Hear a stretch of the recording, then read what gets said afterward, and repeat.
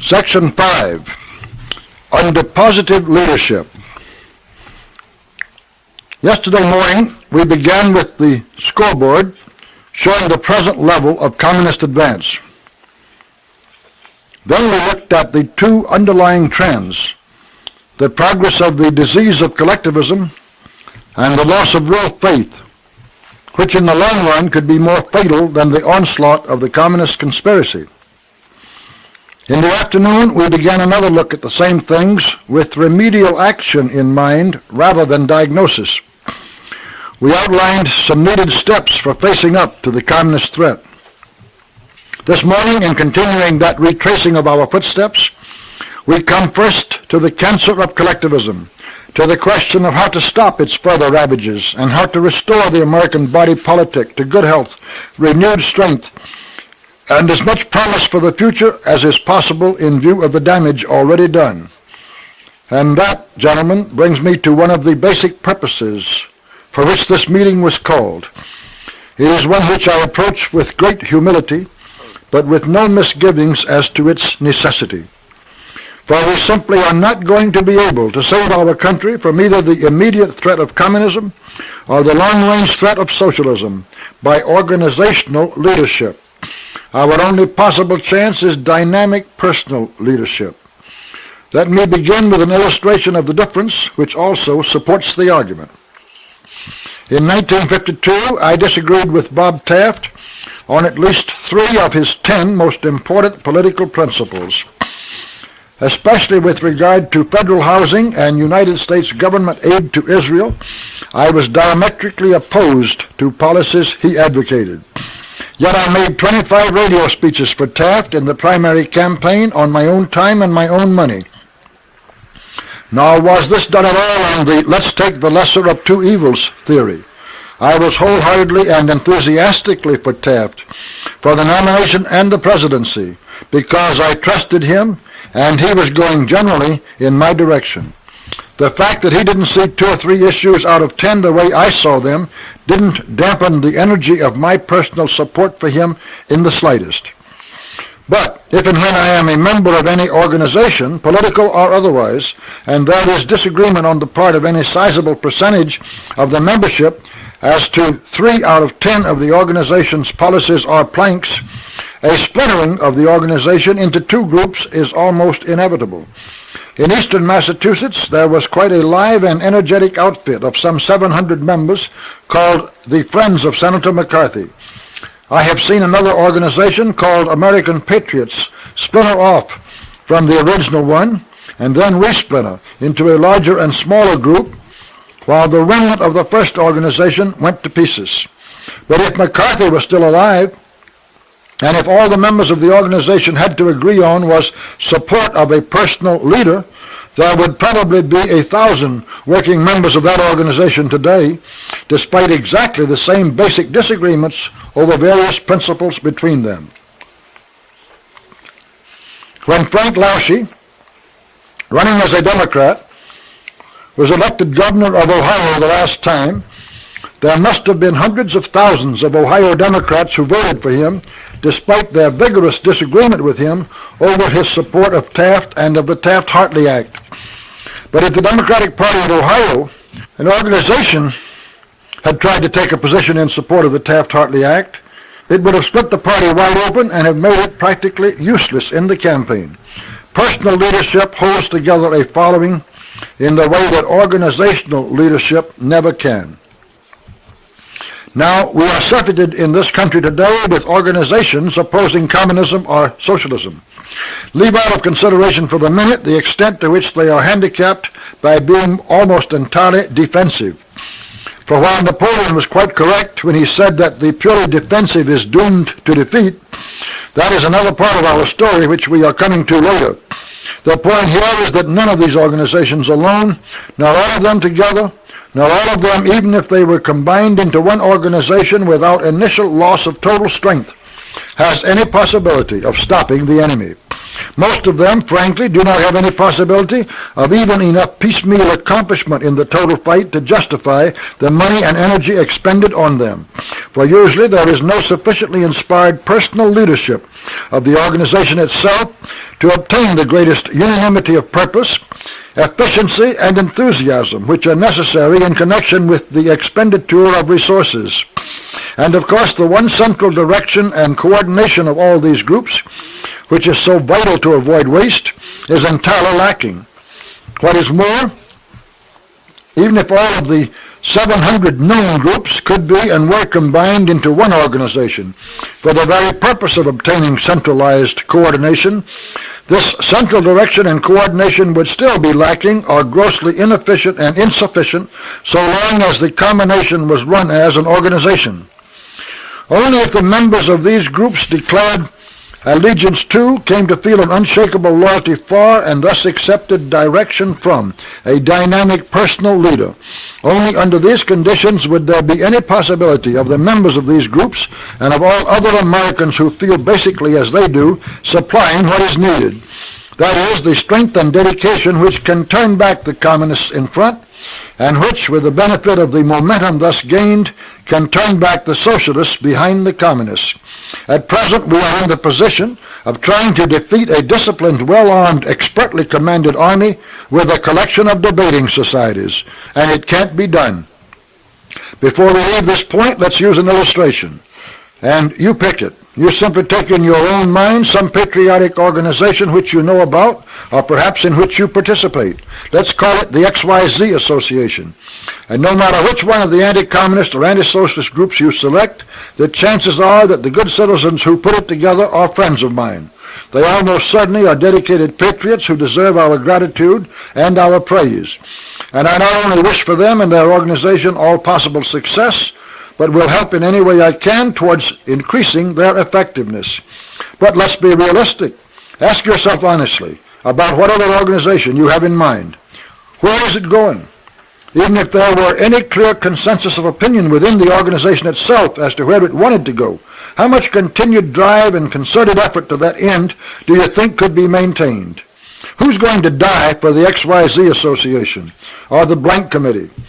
We are fast coming to a point, gentlemen, where we've got to offer something that people are willing to die for. And only over long periods of time, and then in rare instances, do we generate and maintain loyalty for an organization that is even in the same league with loyalty for an individual. But, you may say, look at the success and the terrific influence that has been exercised by some of the organizations on the other side, such as the ADA, for instance, the Americans for Democratic Action.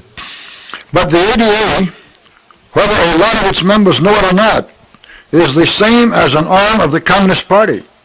Its weight can be thrown, and is thrown time after time with never an exception in support of communist objectives.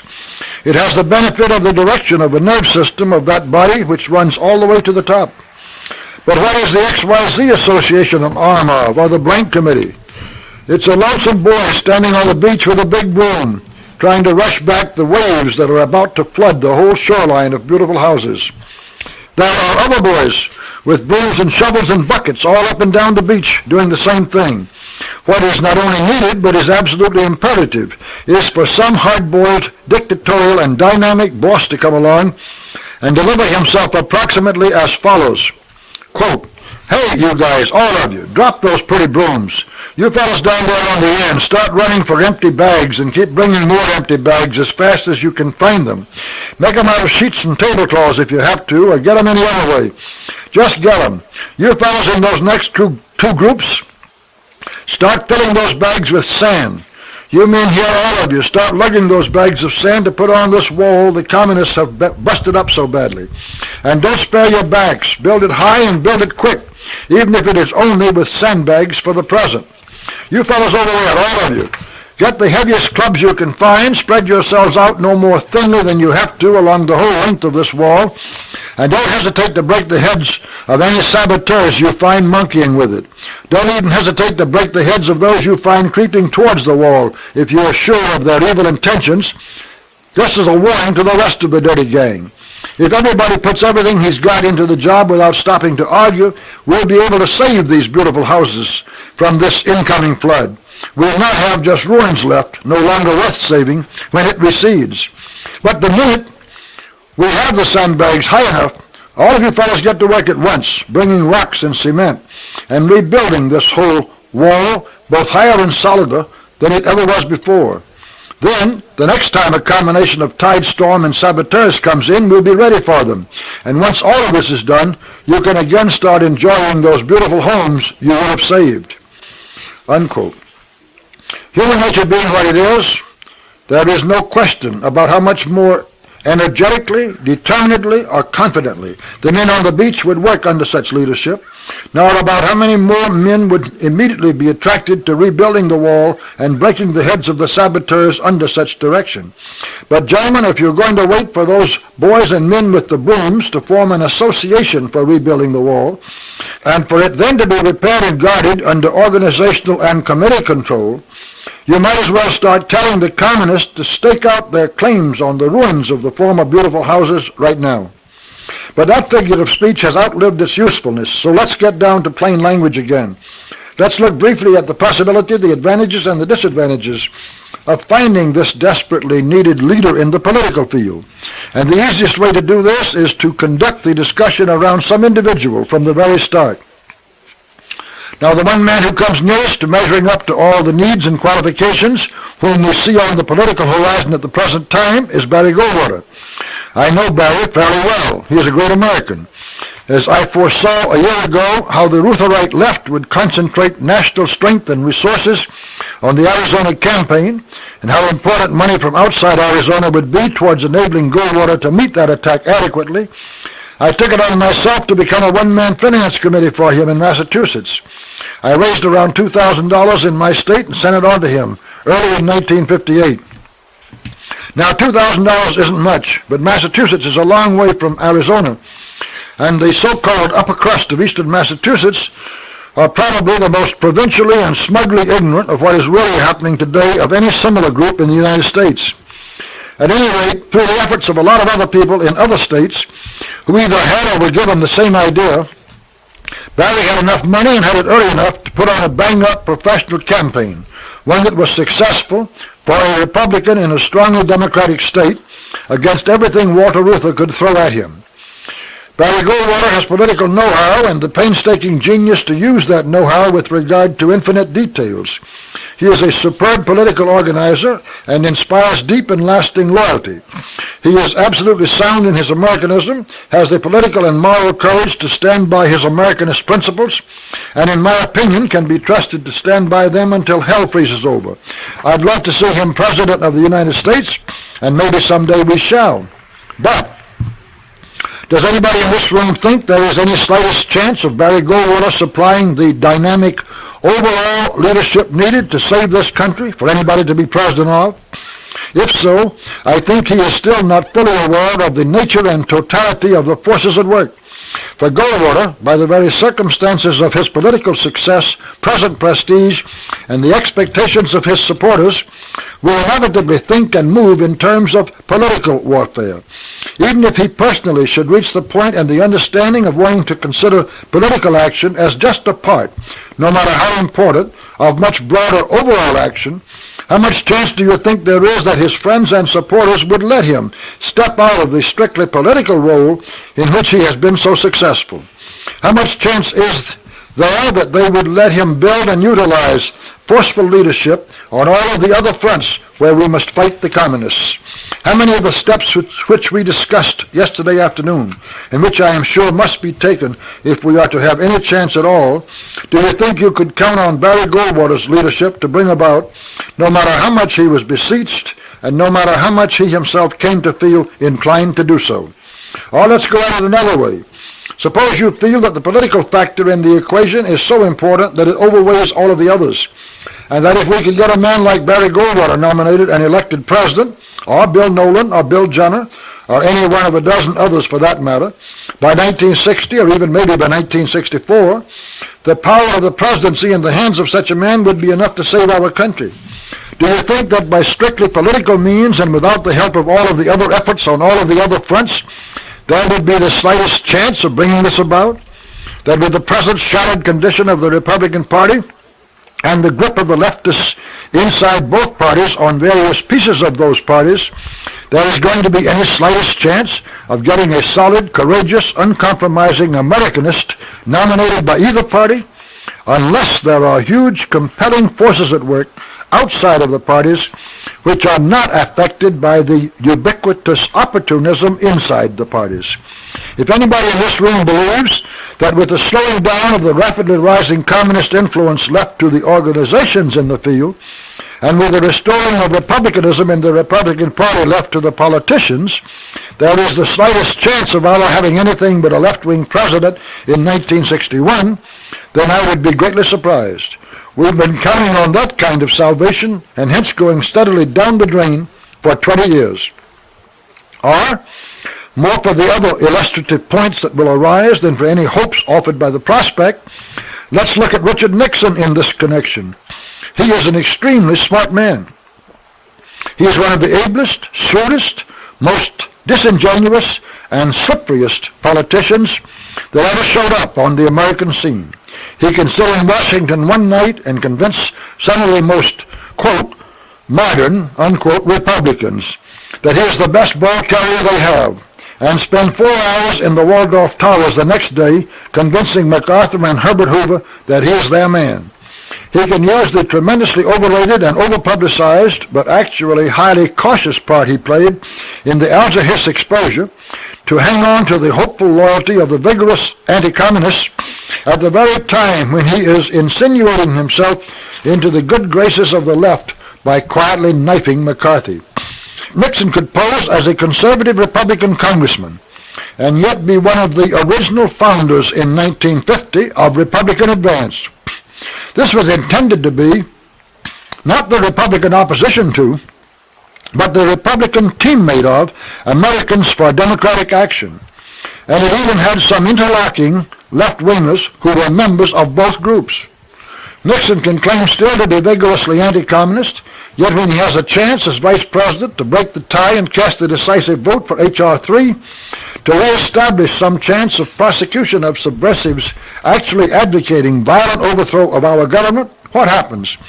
He moves heaven and earth to have Wallace Bennett found and pressured into voting against H.R. 3, defeating the measure so that the vice president will not have to vote. What good would such a man be to us, even as president, unless outside forces and accomplishments made it opportunistic and expedient for him to ride an anti-communist wave which those outside forces had created? As for being a leader, the sad truth, hard for many hopeful and wishful conservative Republicans to realize, is that Richard Nixon, a most engaging personality and clever politician, has never been a leader in connection with any event or development or at any stage in his career. He has been a rider of waves, so far as public support was concerned, without caring whether the particular wave at any given time was moving left or right, and a manipulator of uncanny skill behind the scenes. Nixon always brings to my mind the old gag that a wife is a person who helps you to get over all the troubles you wouldn't have had if you had never married. Or the somewhat more elegant version that diplomats help us to solve our problems that never would have arisen if there were no diplomats. But for the dirtiest deal in American political history, participated in, if not actually engineered by Richard Nixon, in order to make himself vice president, and to put Warren on the Supreme Court as part of that deal, Taft would have been nominated at Chicago in 1952. It is almost certain that Taft would then have been elected president by a far greater plurality than was Eisenhower, that a grand rout of the communists in our government and in our midst would have been started, that McCarthy would be alive today, and that we wouldn't even be in this mess that we are supposed to look to Nixon to lead us out of. And in appraising Richard Nixon's character, nobody should overlook the vicious undercover knifing of Bill Nolan by Nixon's men in California in the campaign just finished. And this is not surmise, gentlemen, but definite fact observed at firsthand by stalwart Republicans in California, some of whom were personal friends of Nixon and at first just could not believe what they were seeing. They came to believe it all right, for Nixon was determined to get rid of Nolan once and for all, and at any cost as a possible contender for control of the California delegation and for the nomination in 1960. This despite the fact that from the day Nixon landed in Washington as a freshman congressman, nobody had been nicer to him or helped him in more ways than the well-loved senator from his own state, Bill Nolan. Now, please do not project my remarks about Nixon beyond their intended purpose. He may be the best bet we have for the Republican standard-bearer in 1960 who has any chance of getting the nomination. He would be far better than Nelson Rockefeller. For while I think Nixon would ride any wave to the right or left that seemed likely to carry him farthest, I don't think he would be committed to personally helping to make the wave go left, as I think Nelson Rockefeller would be. I think Nixon could become a very patriotic anti-communist if we could create circumstances in which it would be smart politics to be one, whereas I think Nelson Rockefeller would fight for further movement towards the internationalist left under any and all circumstances. I think Nelson Rockefeller is definitely committed to trying to make the United States a part of a one-world socialist government, while I don't think Nixon is committed to anything other than the career of Richard Nixon. In that, he is neither better nor worse than most other politicians, merely smarter. I can foresee possibilities where every one of us would work for him and vote for him in 1960, despite what I have said, as if, for instance, he were the Republican candidate against Walter Reuther, or even Reuther's stooge, Jack Kennedy, on the Democratic ticket. For this reason, I do not intend to put those remarks about Nixon on any tape recording I might make from these notes, but I have made them here in this really inner circle group in order to emphasize the wisdom of the old advice, quote, "Put not your faith in politicians," unquote. We should have to use politicians, support politicians, create politicians, and help the best ones we can find to get elected. I am thoroughly convinced, however, that we cannot count on politicians, political leadership, or even political action, except as a part of something much deeper and broader to save us. Now, I didn't always feel that way, and I think that, up to the time the nomination was stolen from Bob Taft in 1952, it was still possible to have saved our country from the immediate communist danger anyway, primarily by political action. And up until a few months ago, I was still giving some thought to starting some quiet but strong non-political organizing for political purposes right in Massachusetts, with a view to either capturing the Republican nomination for the Senate from Saltonstall in 1960 or running as an independent as circumstances then indicated. The further idea was to try to go to the United States Senate by supreme effort to that end and there make such contribution as one outspoken senator could towards stemming the tide. But my study of the whole picture convinced me more and more that, one, no one outspoken senator nor a dozen outspoken senators and no amount of the ephemeral political support they might muster could possibly save our country unless there was, encompassing them and their efforts and support, this far larger and broader movement to which I keep referring. Two, that there was not going to be any such movement without the dynamic, overall personal leadership to which I have also been referring. And three, that with all of my own shortcomings, there wasn't anybody else on the horizon willing to give their whole lives to the job with the determination and dedication I would put into it if I didn't.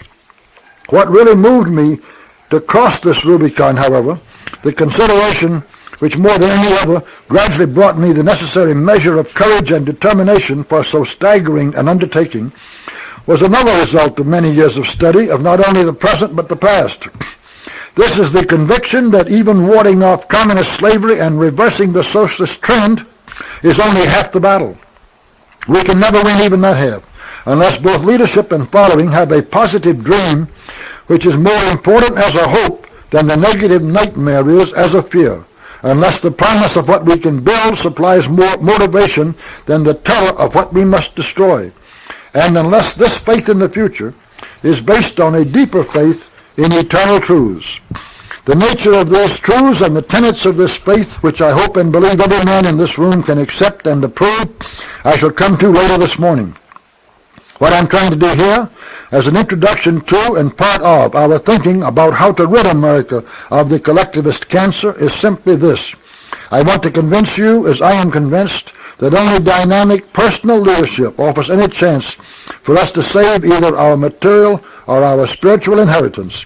I want to convince you, as I am convinced, that even under such leadership, we have no chance unless the specific battles are fought as part of a larger and more lasting movement to restore once again an upward reach to the heart of man. And I have wished to make clear what you were bound to be assuming already, that with whatever I have in me of faith, dedication, and energy, I intend to offer that leadership to all who are willing to help me. Section 6. To restore responsibility. With that much explanation as background, let's see what basic principle we can establish and what specific objective we can define with regard to the particular battle against collectivism, which would be sure to fit into and be encompassed by our general overall permanent purpose, although that total spiritual aspiration is as yet only foreshadowed. For thus making sharp and clear one part of our philosophy and program, where a concrete area of action is involved, will itself help to build a better understanding of the whole. And it seems to me, gentlemen, that the whole essence of our purpose and the guiding principle for our action, covering not only our fight against collectivism, but our fight for our constructive replacement, can be summarized in the objective expressed by just 5 words: less government and more responsibility. The principle is simple enough for all to understand. The direction signs leading to the goal expressed are clear enough for nobody to misjudge them. An honest adherence to that principle and those directions, against which to test either candidates or issues, will settle in the minds of our followers and ourselves almost all questions which may arise concerning either candidates or issues in the field of political effort. And yet it is broad enough, I believe, to be comprehensive with regard to all that we really desire to attain through political action. Less government and more responsibility. I mean less government of every kind, federal, state, or municipal, and more true responsibility, not only on the part of individuals, but on the part of such reduced governmental units as are necessarily permitted to exist. But of course I mean primarily less federal government, because that is where our greatest danger lies, and more individual responsibility, because that is our greatest need. And now I want to give you some of the arguments and the reasoning by which we must try to inculcate this fundamental principle of less government and more responsibility into the minds of our contemporaries and successors. For we must try to make it a convincing political standard and an accepted goal on the part of not only our own dedicated followers, who go all the way with our principles and our ideals, of which this is only a segment. We must try to rally behind this concept thousands or possibly millions of anxious citizens who show a vital interest in their politically determined future, but are yet to be won to a dedication to ideals of more spiritual breadth. So again, without your leave, I am going to utilize a few extracts from a talk I made a couple of years ago at a convocation of students and faculty of Dickinson College.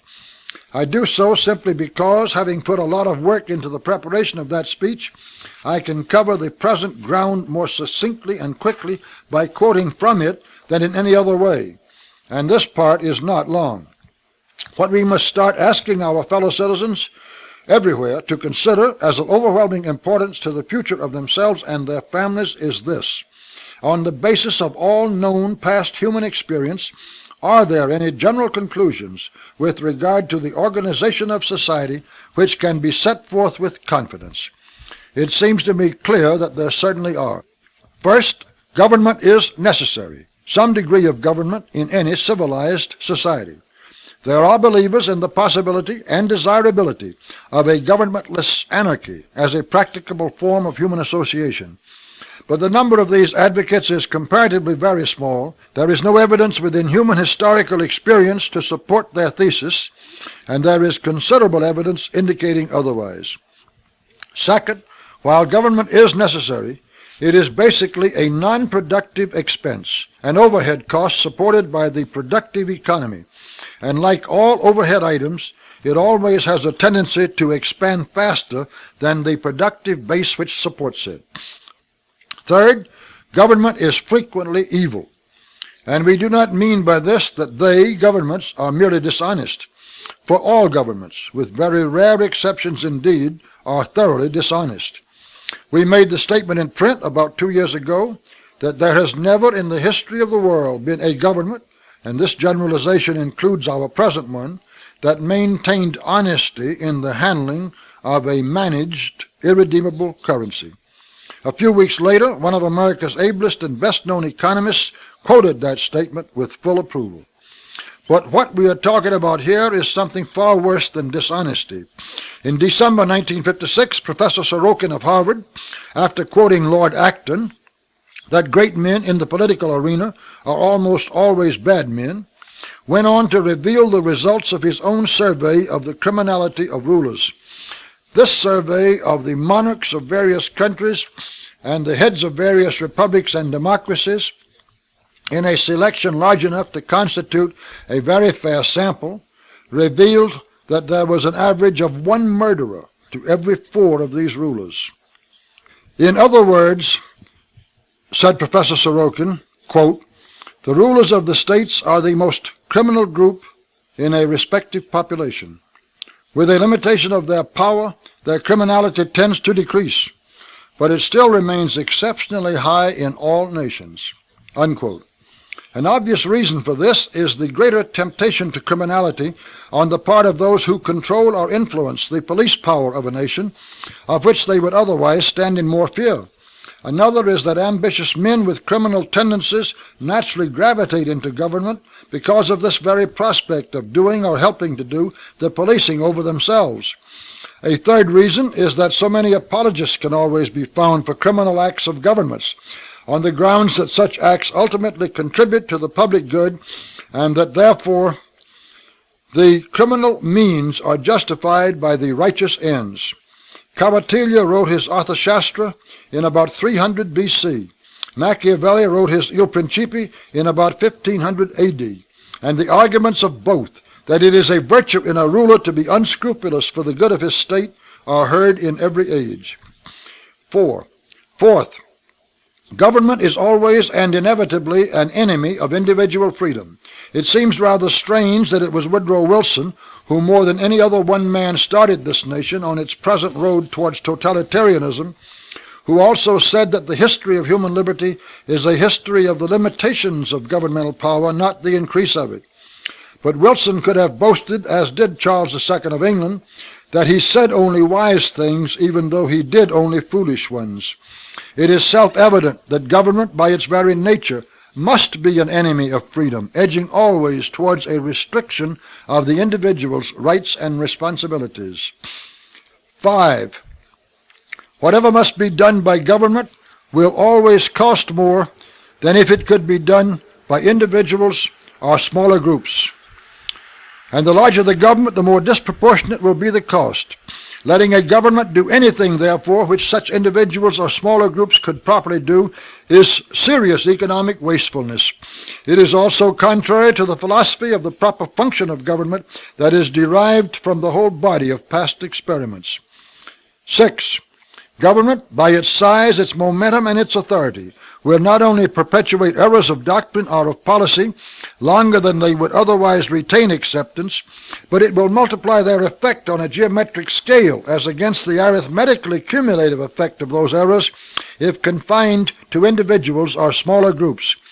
The errors of tens of thousands of individuals, all thinking and probing in different directions and moved by different impulses, tend to cancel themselves out or to be softened by the attrition of doubt and disagreement.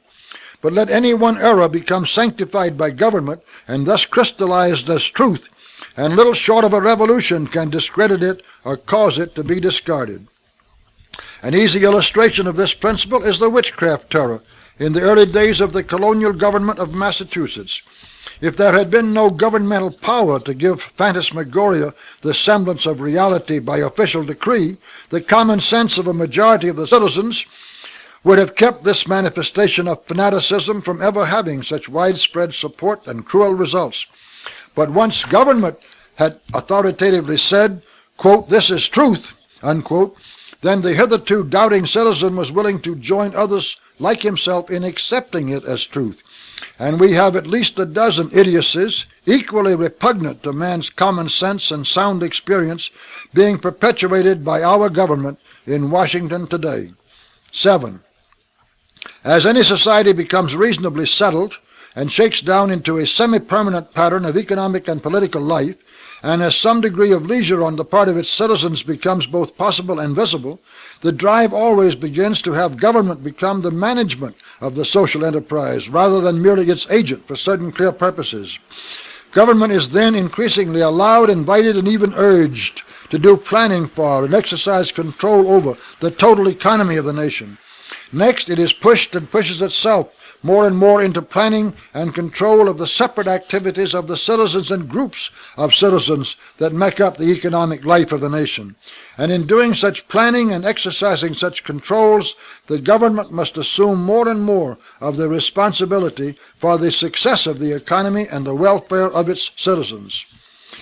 Of course, no government, short of being omniscient, can ever plan the specialized division of labor and the beneficial interchange of the various products of human effort, or can ever appraise the impact of changing circumstances and changing desires on the infinite ramifications of interrelated human activity one half as well as the planning, appraising, and resulting corrections will be accomplished by a completely free market if given the opportunity. For the free market automatically weighs, measures, and integrates into its decisions increments of need, of difficulty, and of motivation that are too small, too numerous, and too hidden for the planners ever to discover them. And the equations to be dealt with are too infinite to be resolved by any human brain or committee of human brains, even if all the variables and constants could be accurately set forth in such equations. A government trying to step in and improve the workings of a free market is exactly like a man who takes a lighted lantern outdoors at noon of a bright June day to show you the sun. But a government's answer to any criticism as to the inadequacy of the lantern is always to bring more lanterns and then more lanterns until eventually the smoke and glare of the lanterns so seriously interfere with and shut off the light of the sun that everybody actually has to work mainly by lantern light. It is interesting to note, too, that in any society, the government and its allies who want to use the lanterns always claim the justification that the society's economy is more complex than those which have preceded it. They insist that, therefore, the lanterns of planning and control are necessary and helpful now, no matter how futile and harmful they have been shown to be in the past. Of course, exactly the opposite is true. The more complex the economic life of a nation becomes, the more nearly infinite the shades and grades of impulse which determine the proper interchanges and relationships between its components become, then the more impossible and ridiculous is any undertaking to plan and control those relationships, and the more the automatic working of a completely free market is needed. 8. As a government increases in power, and as a means of increasing its power, it always has a tendency to squeeze out the middle class, to destroy or weaken the middle, for the benefit of the top and the bottom.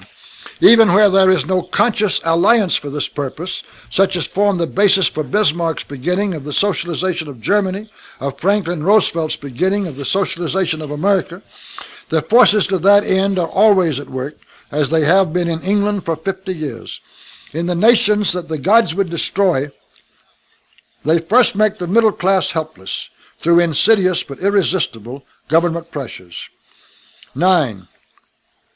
The form of government is not nearly so important as its quality. Justice and a lack of arbitrariness, for instance, are two characteristics of a government that are most important to the welfare and happiness of a people. They are as likely to be found, or more accurately, as little likely to be found, under any one form of government as another. Rampant interference with personal lives is the most obnoxious characteristic of any government, and that is found just as readily under elected officials as under hereditary monarchs.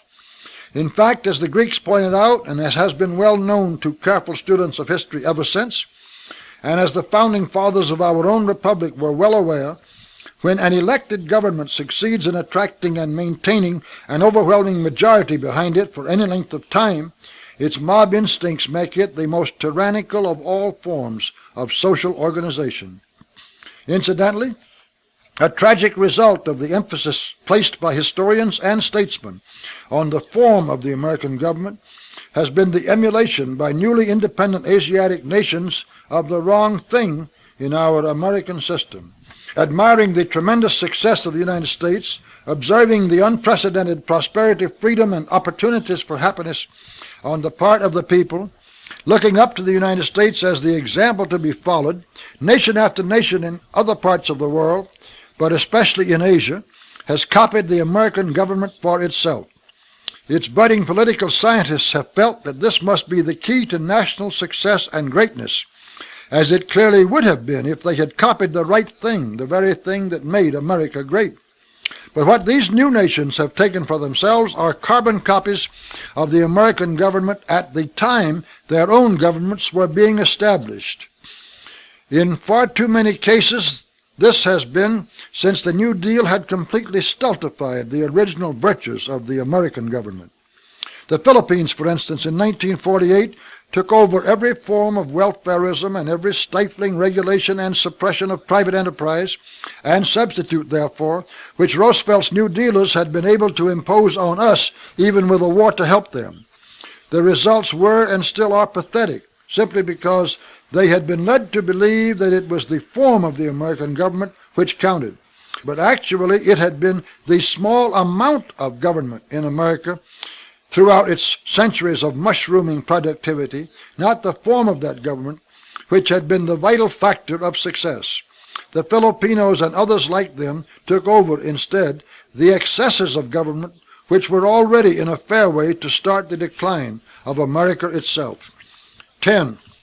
Which brings us to the last, the most overlooked, and in my opinion the most important of all these basic generalizations concerning government. Thomas Jefferson expressed part of it in his famous dictum that that government is best which governs least. But Jefferson was thinking of the extent of a government's power more than of the extensiveness of the government itself.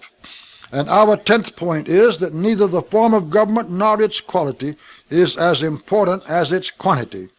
A thoroughly foul government like that of Nero, which still did not reach its tentacles too far into the daily lives and doings of its subjects, was far better for the Roman Empire in the long run than the intentionally benevolent government of Diocletian or of Constantine, whose bureaucratic agents were everywhere. Let's dramatize this fact, or opinion, by bringing it closer home. And your speaker would like to have it understood that he does not condone dishonesty in the slightest degree.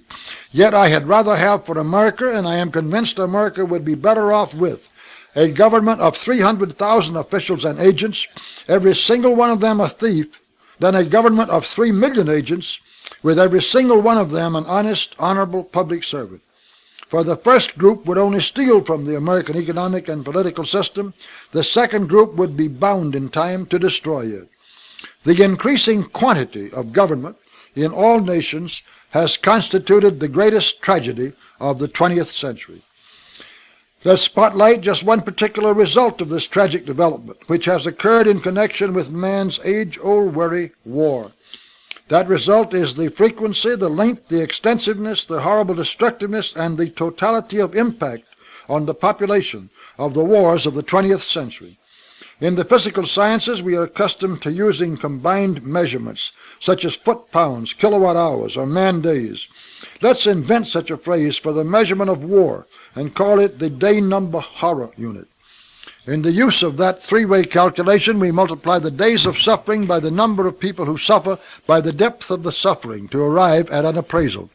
Then I believe you will find that pretty generally throughout history, despite other factors causing occasional exceptions, and very definitely throughout recent centuries, the day-number horrors measure of any war has been proportional to the contemporary extensiveness of government. In fact, and specifically, it has been directly proportional to the product of the quantities of government in the nations involved at the time a war was fought. Also, you will find that it is the huge quantity of government which, more than anything else, makes these tremendously destructive wars not only possible but unavoidable. One illustration should make this statement too clear for argument. Do you want to fight the Russian people? Do you think the Russian people have the least desire to fight us? Do you think there would be the slightest chance of the American people and the Russian people fighting each other, with millions to be killed on both sides and great parts of both countries probably to be utterly destroyed, if there were only 1/10 as much government in each country as now exists? Stop and think about it for a minute. It is not only that governments carry their peoples into horrible and utterly unnecessary wars, but it takes a very huge quantity of government to carry its people into the totalitarian struggle which war has now been made by this same quantity of government.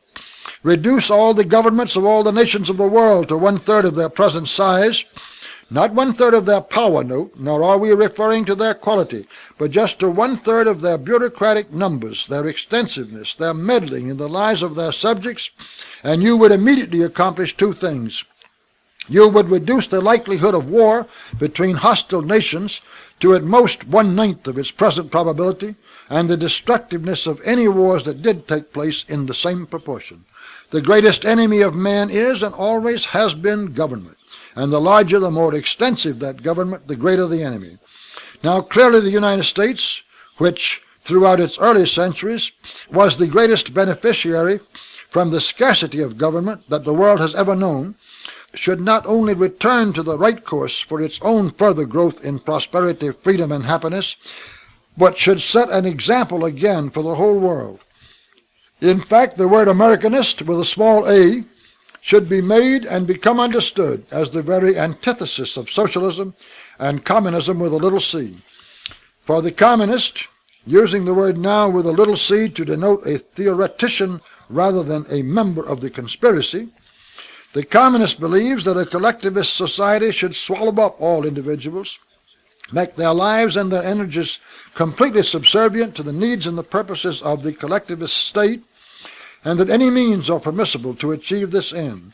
The true Americanist believes that the individual should retain the freedom to make his own bargain with life, and the responsibility for the results of that bargain, and that means are as important as ends in the civilized social order which he desires.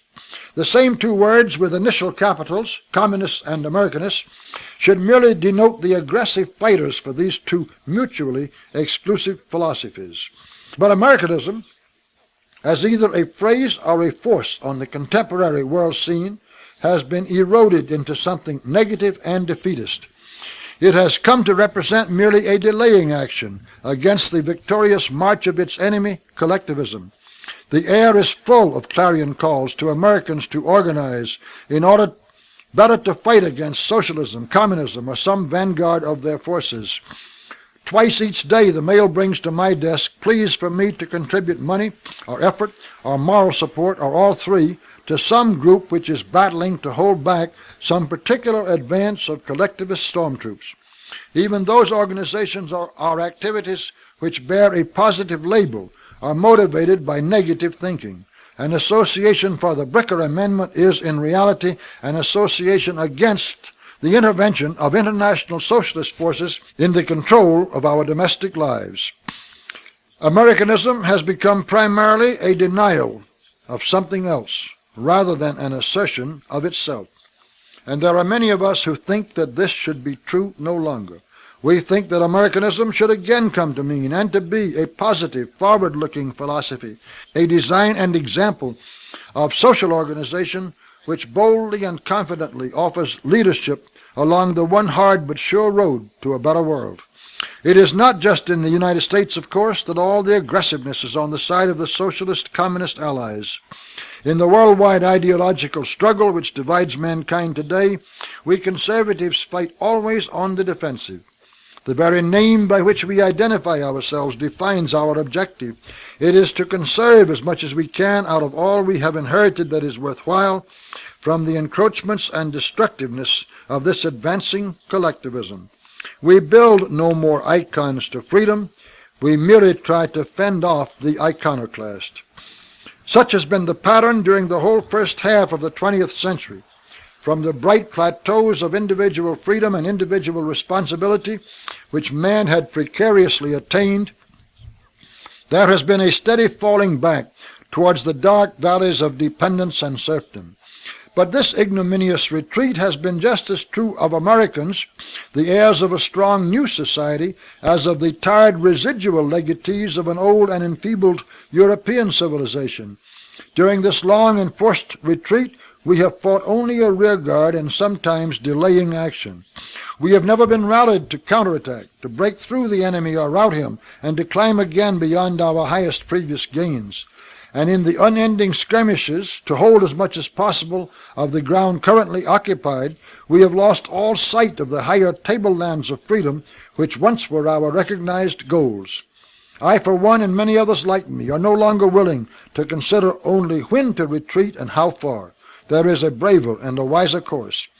If we, heirs of all the ages, are to find a turning point in this rapid and sometimes stampeding descent, in which we are abandoning instead of improving our inheritance, if the last half of the 20th century is to see the curve that measures individual dignity turn upward, if the men who really wish to be free and self-reliant are to begin climbing back up the mountainside, then the goal must be known, and the purpose of aggressive offense must replace defensive defeatism as the banner under which we march. It is fatal to be merely against losing ground, for then there is no way to go but back. We have to be for something. We must know what that something is, and we must believe it is worth a fight to obtain. Reduced to its simplest and broadest terms, that something is less government and more responsibility. For both less government and more responsibility bring increasing opportunities for human happiness. Due to the tremendous momentum given us by our hard-working, ambitious, and individualistic forefathers, our nation is still by far the most dynamic in the world in its productive processes and in its influences on the whole world's standard of living. We must again become equally dynamic in our spiritual influence, in our positive leadership and example, to provide a governmental environment in which individual man can make the most of his life in whatever way he, and not his government, wishes to use it. There are many stages of welfarism, socialism, and collectivism in general, but communism is the ultimate state of them all, and they all lead inevitably in that direction. In this final stage, communism, you have a society in which class distinctions are greater than in any other, but where position in these classes is determined solely by demagogic political skill and ruthless cunning. You have a society in which all those traits which have helped to make man civilized, and which our multiple faiths have classified as virtues, are now discarded as vices, while exactly their opposites are glorified. And you have a society in which every fault of government that we have discussed above is held to be a benefit and a desirable part of the framework of life. But there is an exactly opposite direction. It leads towards a society in which brotherhood and kindness and tolerance and honesty and self-reliance and the integrity of the human personality are considered virtues, a society which venerates those traits exactly because they have helped the human animal to achieve some degree of humanitarian civilization and are the common denominators of all our great religions. This direction leads toward a governmental environment for human life founded on the basis of long experience with government, on experience which shows government to be a necessary evil, but a continuous brake on all progress and the ultimate enemy of all freedom. It is the forward direction, the upward direction, and Americanism, I hope, shall become its name. There, gentlemen, is our argument, or that part of it which applies, as I think it should be used in the political field primarily for political purposes. To make it heard by and really understood by enough millions of Americans is a colossal undertaking. But who says it cannot be done? For who has really tried? We have all been fiddling around with halfway measures, with compromise measures, with delaying actions, instead of getting down to fundamental principles, standing on them with firmness, and remembering that future history is always determined by minorities who really know what they want. The whole New Deal march toward state socialism has been carried through and advanced to its present stage by a determined minority. We can bring about the necessary reversal of this trend if we, as a minority for what is right, stand as firm, work as hard, and give to the principles in which we believe the same dedication as has the sophomoric minority of so-called liberals which brought us to our present crisis. The question is not really whether we can expunge this disease of collectivism and make America strong and healthy and a true example for all the world again, but whether we think it is worth the Herculean effort, the sacrifice and dedication that would be required. I think it would, and I am hoping you think so too.